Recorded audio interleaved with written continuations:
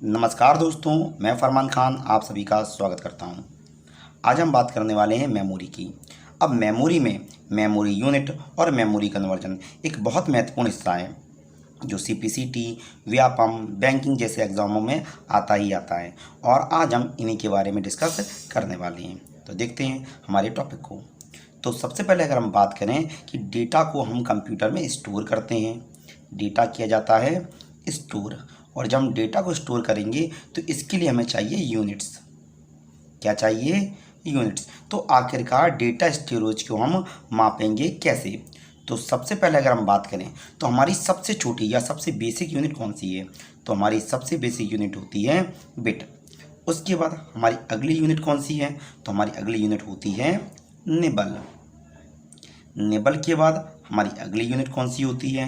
तो निबल के बाद अगर हम देखें तो हमारी अगली यूनिट होती है बाइट।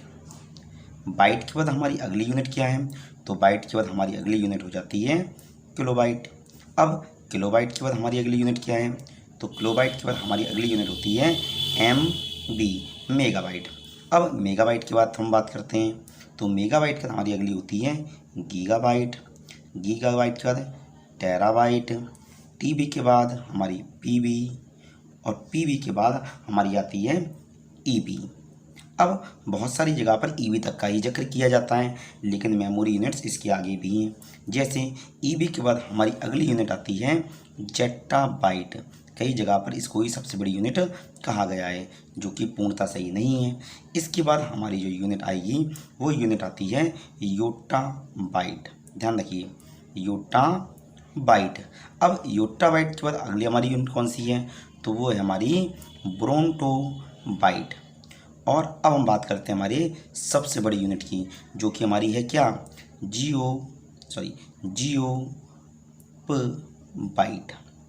तो GEO है, जेड नहीं है, GEO है। तो इस वक्त हमारी सबसे बड़ी यूनिट कौन सी है? जियोबाइट है। तो अब हम देखते हैं कि आखिरकार ये सारा का सारा खेल है क्या। तो हम सभी जानते हैं कि यहाँ पर जो सबसे छोटी यूनिट होती है बिट, ये क्या है? हमारी सबसे बेसिक यूनिट है। ये बनी हुई है बाइनरी डिजिट से। किससे बनी हुई है? बाइनरी डिजिट से। तो यहाँ पर BI और TS को साथ में लेकर हमने क्या बना दिया? बिट्स बना दिया। और यहाँ पर हम देख रहे हैं हमारी क्या है? सबसे छोटी यूनिट है। अब यहाँ पर हम देख रहे हैं निबल। तो अगर हम निबल को देखें तो सामान्यतः मेमोरी कन्वर्जन इसमें नहीं करते। फिर हम बात करते हैं bite, KB, MB, GB, TB, PB और EB की। तो ज़्यादातर जगह पर यहीं तक मेमोरी कन्वर्जन करवाया जाता है। बस हमें पता हो कि ये सारी की सारी जो होती हैं, जैसे जेट्टाबाइट है, जैसे योट्टाबाइट है, जैसा ब्रोंटोबाइट है और जैसा जियोबाइट है, ये भी हमारी मेमोरी यूनिट्स ही है। तो सबसे पहले अगर हम बात करें कि हमारा बेसिक कंसेप्ट क्या निकल के आता है, तो अब हम देखते हैं कि हमारा बेसिक जो कंसेप्ट है वो है क्या। तो जब भी मेमोरी की हम बात करें तो सबसे पहले हम बात करते हैं कि अगर हम बात करें कि भाई एक जो निबल होता है हमारा, क्योंकि बिट तो सबकी छोटी है, तो एक जो निबल होता है वो किसके बराबर है?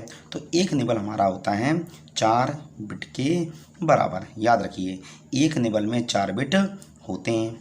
इसी प्रकार हम देखें एक बाइट जो कि होता है हमारा 8 बिट के बराबर। और यहाँ से हम देखें कि एक बाइट जो होगा उसमें कितने निबल हैं? तो उसमें होते हैं 2 निबल। ये चीज़ें हमें याद रखनी पड़ती हैं कि भाई एक निबल में 4 बिट हैं, एक बाइट में 8 बिट हैं और एक बाइट होता है 2 निबल के बराबर।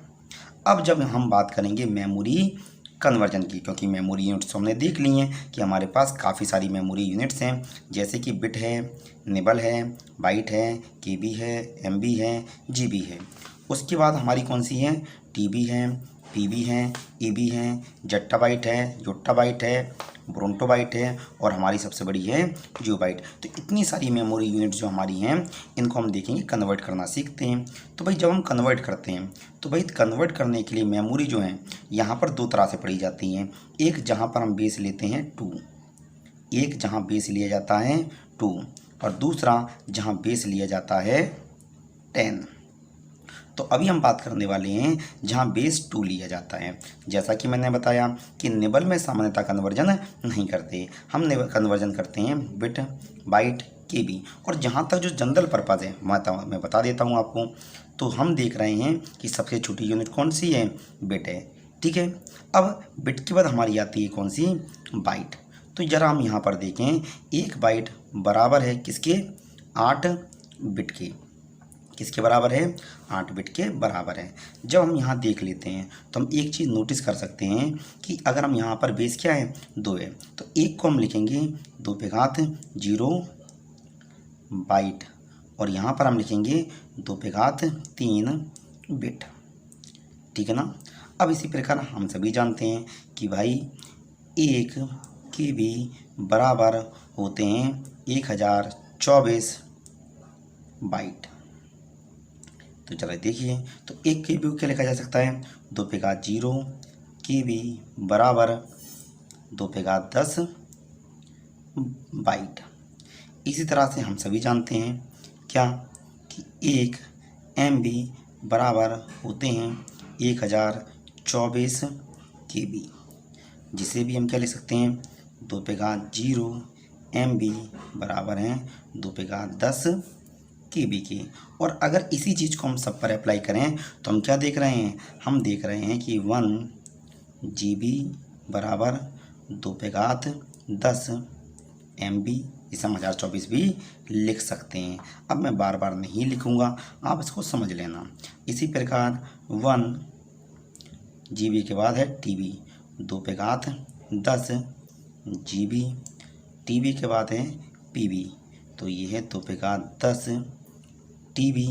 और उसके बाद हम बात करते हैं EB की, लेकिन नॉर्मली EB में कन्वर्जन नहीं किया जाता, तो यहीं तक हम इसको छोड़ देंगे। तो अगर हमने क्या देखा, हमने देखा कि अगर हम मेमोरी यूनिट में नीचे की ओर आ रहे हैं, तो अगर हम देखें इस चीज़ को, अगले पेज में जाकर देखते हैं, तो हम क्या कर रहे हैं, तो हमारा मेमोरी जो कन्वर्जन अगर हम किसका ले रहे हैं, बेस 2 ले रहे हैं, तो हम क्या देख रहे हैं कि भाई हम बिट में कन्वर्ट करते हैं, बिट को हम करते हैं बाइट में, बाइट को हम कन्वर्ट करते हैं किस में, केबी में, केबी को हम कन्वर्ट करते हैं एमबी में, एमबी को हम कन्वर्ट करते हैं जीबी में, जीबी को हम कन्वर्ट करते हैं टीबी में, और टीबी को हम कन्वर्ट करते हैं पीबी में। तो ज़रा ध्यान दीजिए कि जब बिट को हम किस में कन्वर्ट कर रहे हैं, बाइट में कन्वर्ट कर रहे हैं, तो पावर जो है वो क्या है, जैसा मैंने भी आपको बताया हुआ है, क्या बताया हुआ है कि भाई 8 बिट बराबर हैं 1 बाइट, और 2 पे घात 3 बिट बराबर हैं 2 पे घात 0 बाइट, जैसा कि आप सभी जानते हैं। तो जब बिट और बाइट में कन्वर्जन हो रहा है, मतलब बिट जा रहे हैं बाइट की तरफ, तो पावर में क्या है, पावर में 3 की कमी हो रही है, तो हम क्या कर देंगे, माइनस के 3। इसी प्रकार एक चीज़ और देख लेते हैं, हम जानते हैं क्या कि 1024 बाइट बराबर हैं 1 KB के, और यहाँ से हमने क्या देखा कि 2 पे घात 10 बाइट बराबर है 2 पे घात 0 KB के। अब बाइट को अगर हम KB में कन्वर्ट कर रहे हैं तब भी मेमोरी कितनी कम हो रही है, तब यहाँ पावर में कमी आ रही है 10 की, तो यहाँ पर कितनी है, माइनस के 10। और इसी चीज़ को हम अगर देखें तो हर एक स्टेप में हमारी जो यूनिट्स हैं वो 10 की पावर में रिड्यूस होती जा रही हैं। तो हम क्या देखेंगे कि नीचे की तरफ आने पर, अगर हम नीचे की तरफ आएंगे तो पावर में माइनस के 10 कर देंगे। सेम अगर हम ऊपर की ओर जाएंगे तो पावर में प्लस 10 कर देंगे। ठीक है, अब इससे क्या होगा कि हमारा जो काम है वो काफ़ी ज़्यादा आसान हो जाएगा। जैसे कैसे आसान होगा, तो क्वेश्चन आता है हमारे एग्ज़ाम में काफ़ी बार, क्या आएगा, तो उन्होंने बोला कि भाई 4 GB बराबर हैं डैश के। अब 4 GB को कन्वर्ट करना है, तो भाई इन्होंने दिया तो है नहीं है, और जब दिया नहीं जाए तो हम ये लेकर चलते हैं कि हम सबसे छोटी यूनिट तक जाएंगे, जो कि हमारी कौन सी है, जो कि हमारी है बिट। तो चलिए दोस्तों क्या करते हैं, तो 4 GB लिखा हुआ है तो कन्वर्ट करें, तो 4 GB मतलब है 2 पे घात 2 GB। अब हम GB से कहाँ जा रहे हैं, बिट तक जाना है, तो एक स्टेप 10, 2 स्टेप 20 और 3 स्टेप 30। अब यहाँ पर क्या है, हम बात करते हैं बाइट और बिट का, तो यहाँ 10 का रिलेशन नहीं होता, यहाँ 3 का रिलेशन होता है। तो 10, 20, 30 और 3 33। तो कितने बढ़ गए, 33 बढ़ गए। हमारे पास 2 पहले से ही हैं, तो 2 पे घात 2 प्लस 33 बिट। तो हमारा आंसर हो जाएगा 2 पे घात 35 बिट। देखिए कितना आसान हो गया है। इसी प्रकार कभी कभी इस तरह का क्वेश्चन भी आता है हमारे सामने, वो दे देंगे क्या कि 2 पे घात 40 बाइट बराबर हैं किसकी। अब यहाँ हम क्या करें, तो हम यहाँ पर देखें कि 2 पे घात 40 बाइट दे रखा है। अब यहाँ अगर हम देखें तो इसको एक करने का क्या तरीका है कि अगर हम देखें कि किस तरह से करेंगे, हम कहाँ पर हैं, अभी हमें बाइट पर, हमारे पास कितने हैं 40 हैं, तो नीचे की तरफ आना पड़ेगा, ज़्यादा है हम कम करना है क्योंकि पूछा है बराबर है।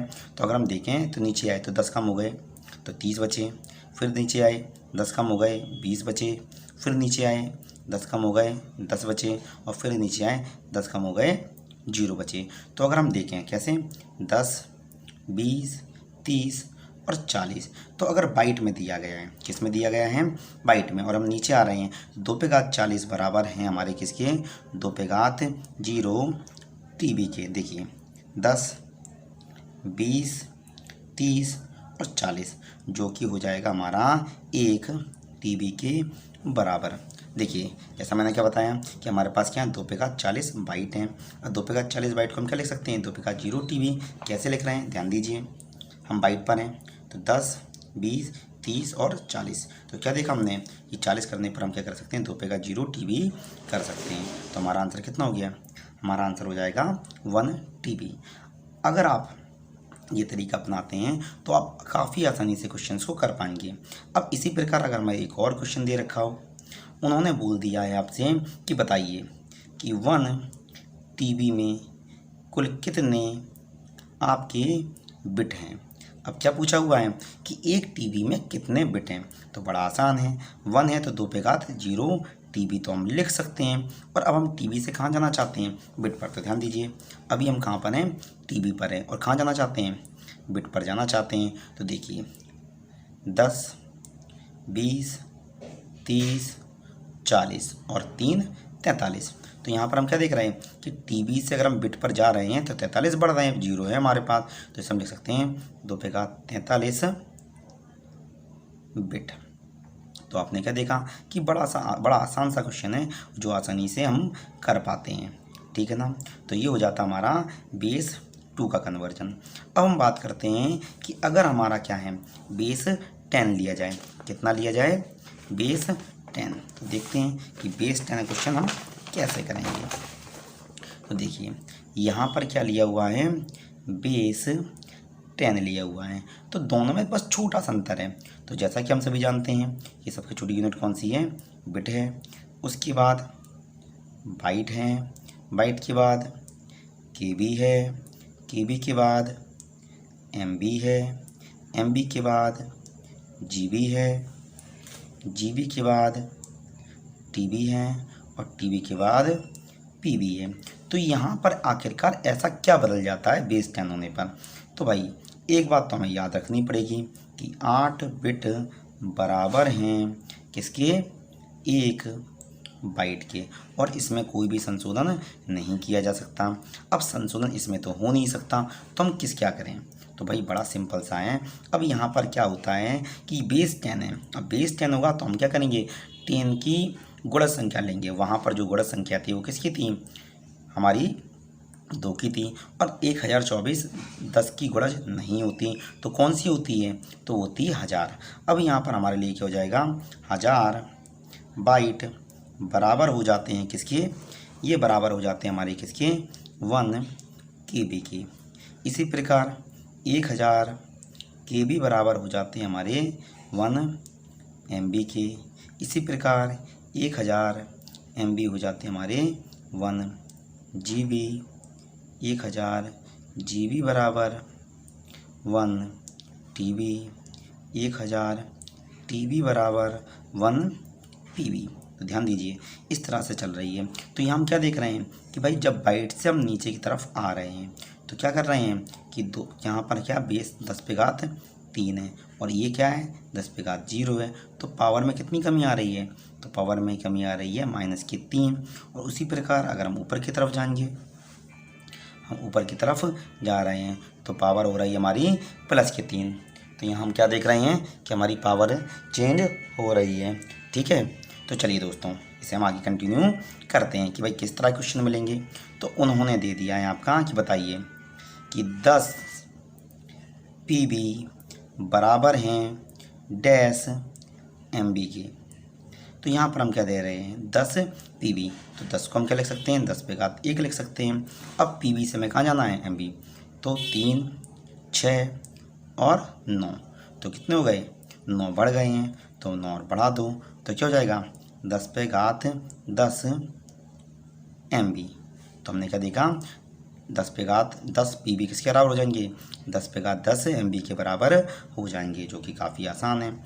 यहाँ पर एक चीज़ और आती है, तो यहाँ पर कभी कभी मिलियन, बिलियन के क्वेश्चंस भी बनते हैं। तो भाई यहाँ पर ज़्यादा कंफ्यूज नहीं होना है। तो मिलियन क्या होता है, बिलियन क्या होता है, तो मिलियन का मतलब होता है 10 पे घात 6 और बिलियन का मतलब होता है 10 पे घात 9। तो कभी कभी अगर आपके सामने मिलियन का या बिलियन का क्वेश्चन आ जाए, जैसे बोला जाए कि 1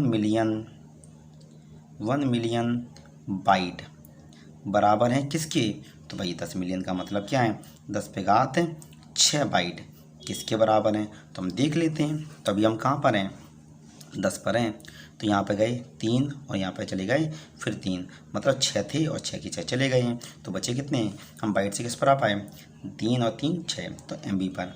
तो ये हो जाते हैं हमारे, ये हो जाएगा हमारा क्या 1 MB के बराबर। तो दोस्तों हमने क्या देख लिया कि बेस अगर 10 दिया जाए या बेस अगर हमारा कितना दिया जाए, बेस दिया जाए हमारा 2, हम दोनों ही तरीके से आसानी से क्या कर पाएंगे कन्वर्जन कर पाएंगे। अब एक क्वेश्चन हमारे एग्जाम में कन्फर्म आ जाता है।